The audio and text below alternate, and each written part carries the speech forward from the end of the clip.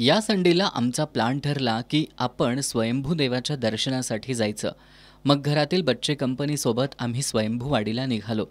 कोल्हापूरच्या पश्चिमेला जवळपास 28 ते 30 किलोमीटर अंतरावर स्वयंभूवाडी गाव आहे. कोल्हापूर, फुलेवाडी, बालिंगा, सांगरूळ फाटा, सांगरूळ, खाटांगळे, आमशी, बोलोली असा प्रवास करत आपण स्वयंभूवाडीला पोहोचतो. हिरव्यागार भातशेतीचा आनंद घेत, हिरव्यागार निसर्गाचा अनुभव घेत आपण स्वयंभूवाडीला पोहोचतो. त्यामुळे हा प्रवास अविस्मरणीय आणि मनाला सुखावणारा होतो. एका उंच टेकडीवर स्वयंभूवाडी हे गाव वसलेलं आहे. याच गावाच्या पूर्व बाजूला हे मंदिर दिसतं. मंदिराचं प्रवेशद्वार भव्य आहे. मंदिरात आत प्रवेश केल्यावर भव्य सभामंडप आहे. सभामंडपाच्या आत प्रवेश केल्यावर मंदिराच्या गाभाऱ्याच्या सभोवतीसुद्धा प्रशस्त अशी जागा आहे. गाभाऱ्याच्या समोर भला मोठा पितळी नंदी आहे. मंदिराचा गाभाराही मोठा आहे. गाभाऱ्यामध्ये एक दगडी पाषाण दिसतं.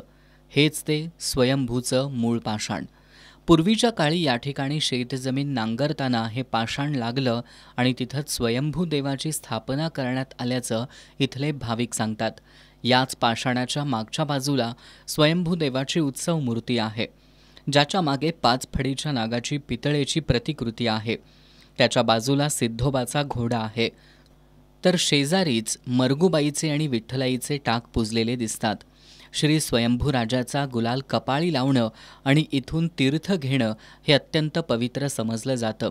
नवरात्रोत्सवामध्ये या ठिकाणी आजूबाजूच्या अनेक गावातील भाविक नवरात्रीचा उपवास करून मंदिरातच वास्तव्य करतात. स्वयंभू राजाचं दर्शन घेतल्यानं, इथं झाडणी घालून घेतल्यानं अनेक व्याधी बऱ्या होतात, अशी इथल्या भाविकांची श्रद्धा आहे. दर रविवारी या ठिकाणी श्री स्वयंभू राजाच्या दर्शनासाठी भाविकांची गर्दी होत असते. आम्हीही या ठिकाणी भक्तिभावानं श्री स्वयंभू राजाचं दर्शन घेतलं आणि परतीच्या प्रवासाला निघालो. तुम्हीही नक्की एकदा या मंदिराला व्हिजिट करा. भेटूया पुढच्या व्हिडिओमध्ये नव्या लोकेशनसह.